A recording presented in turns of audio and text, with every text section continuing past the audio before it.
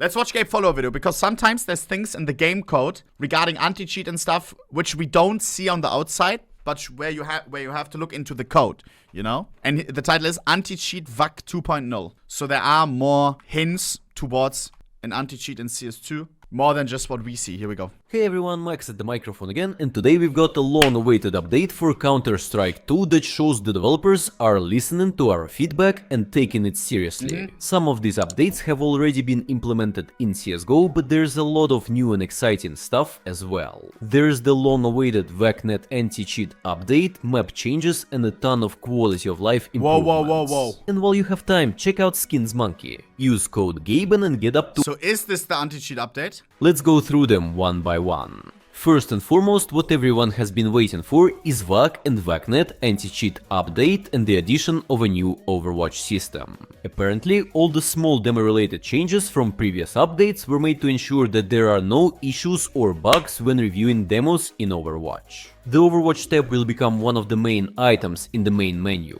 It's not yet available, but if you try hard enough, you can activate it by hacking into the panorama. Only trusted players will be allowed to review Overwatch cases. This means you'll likely have to meet a certain threshold of wins, rank, or overall behavior. Guys, is this the ultimate solution? We have AI which can identify anything on a picture, right? A dog, and it's really accurate at that. Is there a way to identify cheaters using AI?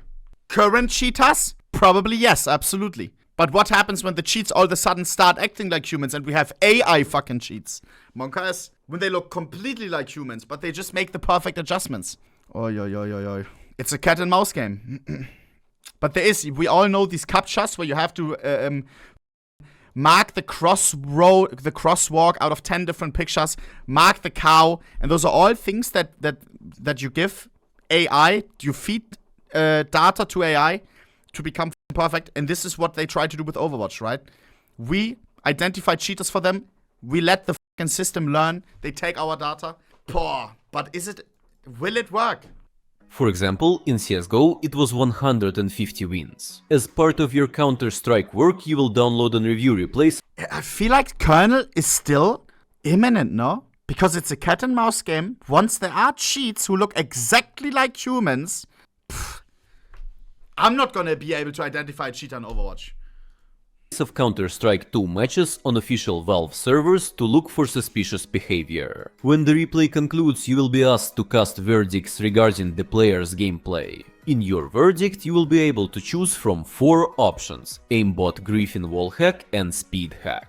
Each of these items has 3 answer options: guilty, not guilty, and maybe. Quote from the localization files: the evidence you reviewed would be judged by any reasonable member of the CS community as clearly demonstrating that the suspect exhibited behavior that was disruptive, anti-competitive, or anti-social. For example, deliberately interfering with or trying to damage or be damaged by teammates, not participating for an extended period of time, or deliberately losing the match. Used external software to gain information about locations of their opponents, for example, vision through walls or smoke, flashbang effect reduction, elimination, etc. Yes! And you goddamn well know that I will report every single stream sniper. Ha! And then the guy in the Overwatch will think, oh my god, this guy's wall hacking. Yes. Use external software other than those listed above to gain an advantage over their opponents, for example, speed hacking, automated jumping scripts, upside down views, etc. However, the aimbot option currently lacks a full description and instead says that before making a decision on this issue, you need to check the guide on how to recognize cheats for aiming assistance. For those who are not aware, Overwatch and VACnet are closely linked. Based on a huge amount of verdicts from real people, the Counter-Strike developers train and update the AI-based anti-cheat. But in addition to Overwatch, an interesting feature has appeared in VACnet itself. The system will now automatically detect unusual player behavior in real time. If suspicious factors detected, it will automatically terminate the current match and all friends from the same party, including the suspicious player, will receive a temporary ban from playing official matchmaking. Okay. I think this is done so that they don't ban the person immediately, but also don't let them play until their demo is reviewed by someone in Overwatch. The most important things are done, and now let's move on to the other updates. You can finally... So VAC Live is in place now? And if I boot up a game and there's a guy cheating, the match will get cancelled? Something's just a little bit weird with this mic. You know, I'm like, no, I don't care, just keep playing. Yeah. Well, if it gets to 7-3, we're asking for attack pause. Yeah. You know, I'm not gonna, because you're not happy with the gain on the mic, you know, get a tech pause and give them a breather. Ah, that's a crossover. Full sleeping. Bro. switch from right hand Did she play Fall Guys or whatever? to left hand. For those who are not aware, since CS2 added the display of shadows and first-person feed, the mirrored view model sounded a bit silly as the weapon would not match the shadow it cast. But apparently the developers came to the conclusion that this is not that important. And now everything you hold will look like a right hand from third person and left hand in first person. The most interesting thing is that this feature has been added as a separate setting option, and for quick switching you can bind a separate button, pressing which will mirror your hands. And importantly, all players on the server will see the hand choice of each player individually. Next is an unexpected but very useful feature related to grenade lineups. Now, if you hold one of the mouse buttons before throwing a grenade, after a short delay, a new scope will appear on your screen, with which you can adjust the trajectory and throw with an accuracy of almost every pixel. Brings me back to mathematics class, bro. Oh, you have a Parabel, Bruder. Du musst integrieren. Oh, yeah. I love mathematics. You can also now change the scale of the displayed map with a button press and adjust the size of the radar itself in the settings. Personally, I really needed this, especially during moments when you need to track the actions of all teammates at the beginning of the round. An extremely important panel has appeared in the buy menu that displays all dropped on the ground weapons within the buy zone radius. This means that instead of constantly switching between weapons or asking someone to drop a weapon you can't reach, you can simply press a button and the item will appear in your hands. Ooh, so wait. So it's of other dropped guns as well of the of other people? Bro, what are the odds that you can like spam this right here to like get someone's AWP drop? And then if somebody tries to like drop it to his premate? The upper right corner, the minimum amount of money you'll have at the beginning of the next round is displayed, assuming you don't kill anyone, plant or defuse the bomb. In other words, it's a hint to help you decide whether to buy now or go for an echo. Dude, this is so huge you don't even know.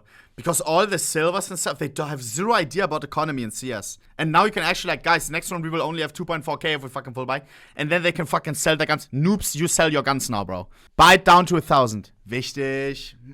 Valorant has it. Hey, it's a good thing for casuals. Very important.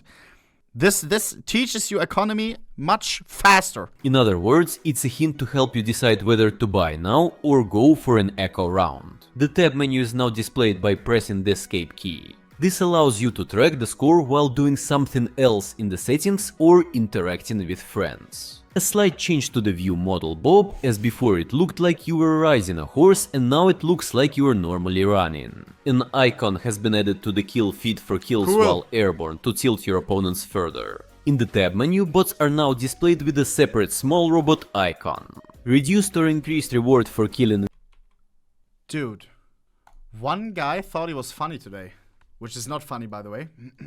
How cute! They made this for you at ohnepixel.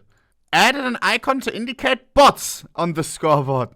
Brother, I am not. I thought first, oh, this is wholesome. He tagged me in it, and I thought it was something for the 1v10 bots challenge. And it's like, hey, look, they added this because of the challenges that we did.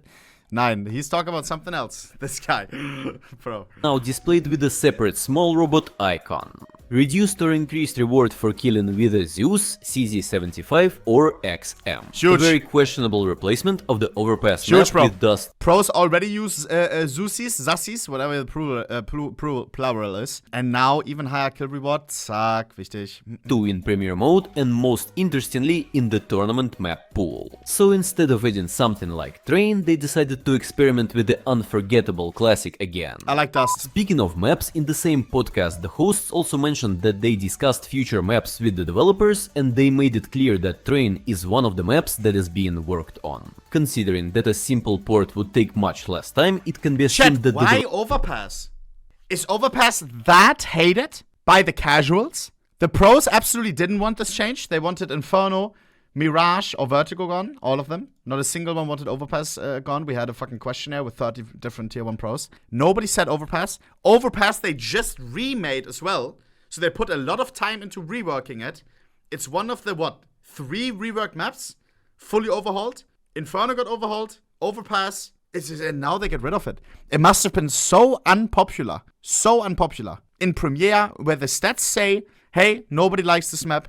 That's crazy. Developers are working on a full remake, as it was with Inferno and Overpass. Inferno has finally been updated, cause many players complained about its liminality. There are quite a few changes, but the most important ones are the removal of the arches, buildings and their roofs from Mid and Banana.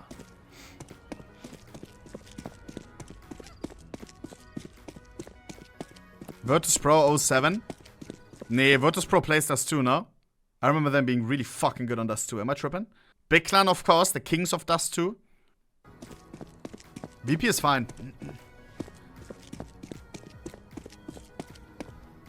Honestly, the map feels much more breathable now. Plus minor fixes and performance improvements on other maps. They added an extremely important feature that allows you to launch a custom lobby with friends on any official map or from the workshop. This will finally allow you to properly test various mods without needing to host your own server. So if you haven't seen my video about the map with Minecraft mechanics, go watch and play on it. Huge if you have friends. Absolutely huge. Is that it? And how could we forget a 75% discount on major sticker capsules? So run and invest. I haven't seen Leave that. a comment with suspicious drop emoji if you also like this update, and check out my previous video where I talk about new maps, weird anti-cheat situation and much more. Until next time. Oh my god, suspicious drop emoji, why?